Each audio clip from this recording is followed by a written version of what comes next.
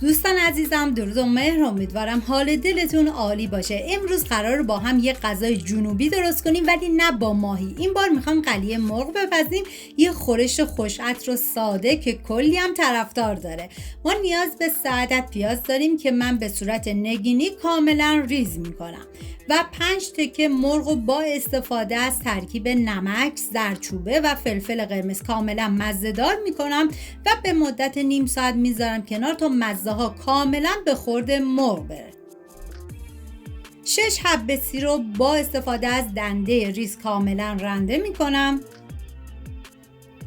و سبزی قلیه ترکیبی از گشنیز و شنبلیله هستش که نسبت گشنیز 3 برابر شنبلیله و من اندازه های دقیق و داخل دیسکریپشن نوشتم.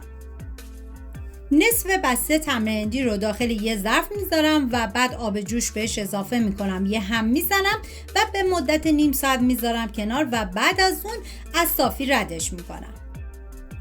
داخل تابه مقداری کمی کره حیوانی ریختم و بعد از اینکه داغ شد پیاز رو بهش اضافه میکنم و هم میزنم و میذارم تا پیاز کمی نرم و شیشه‌ای بشه.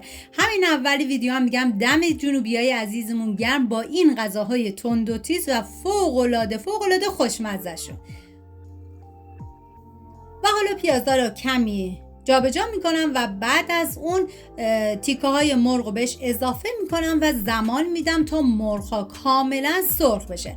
توی این فاصله داخل تابه‌ای من سبزی قلیه رو میریزم و همین اولم ما بهش روغن اضافه نمی کنیم، میذاریم به مدت چند دقیقه یه تف بخوره و بعد از اون روغن بهش اضافه میکنم.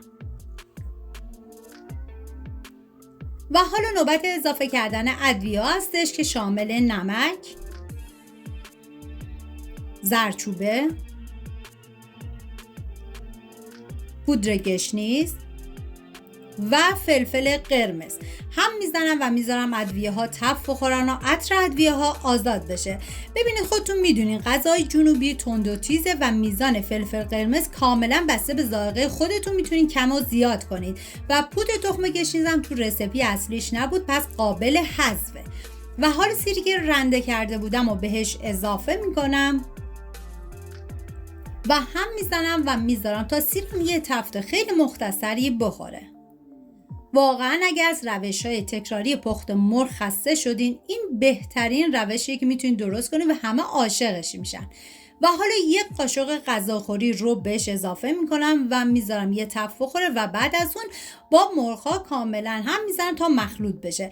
ببینید اضافه کردن ربم کاملا اختیاریه و قابل حذفه.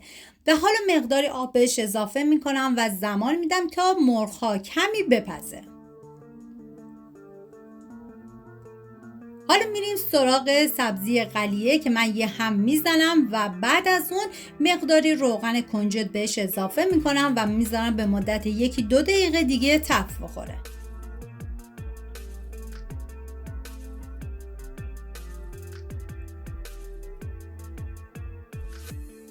و حالا یک قاشق غذاخوری آرد بهش اضافه میکنم و دوباره هم میزنم و میذارم یه تفت مختصری هم آرد بخوره و بعد از اون دیگه زیر حرارت رو خاموش میکنم.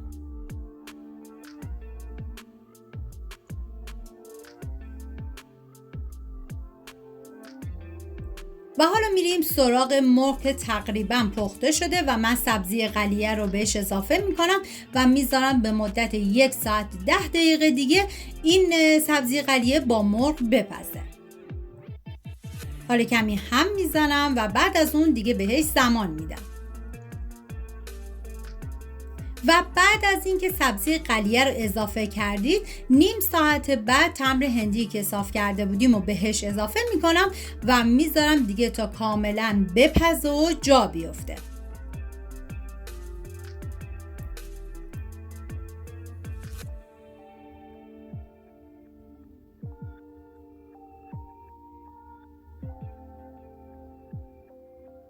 واقعا نمیدونم از عطر و طعم این غذا بگم یا از خوشمزگیش.